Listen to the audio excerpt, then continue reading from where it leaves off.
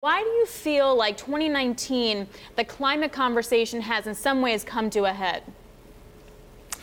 Well, it took its time to get there, but when you look at the biology of this planet, we really need to stop at 1.5 degrees and go no further. And now is the time to make that change. What do you feel like will be the leader in this? We've seen President Macron be the leader. We've seen China really take on a lot of proposals to help their own emissions. What's going to be the next iteration of this? So I think an important piece of this, beyond the fossil fuels, which are nothing but ancient ecosystems and ancient sunlight, is what we do with the biology of the planet, because this planet works as a linked biological and physical system. What does that mean?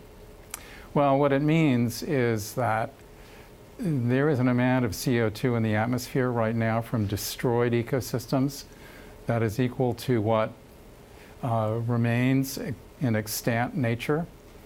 And if we restore some of those ecosystems, we can pull some of that CO2 back and end up with a soft landing for the climate.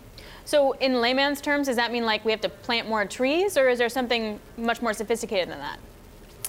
Well, it's actually restoring the natural ecosystems to productivity, and there's always a benefit when you do that. Particularly, think of degraded agricultural ecosystems. When you restore them, you get more productivity, you get increased soil fertility, but it's also rainforests and coastal wetlands.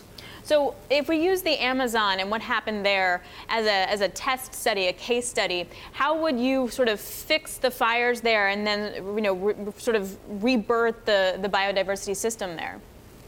So the critical thing about the Amazon right now is that it makes half of its own rainfall, and the amount of deforestation that is currently in place is very close to a tipping point where some of it will die back. So the incredibly important thing to do there is actually to do some reforestation, build back that margin of safety, and then have a biologically based development trajectory.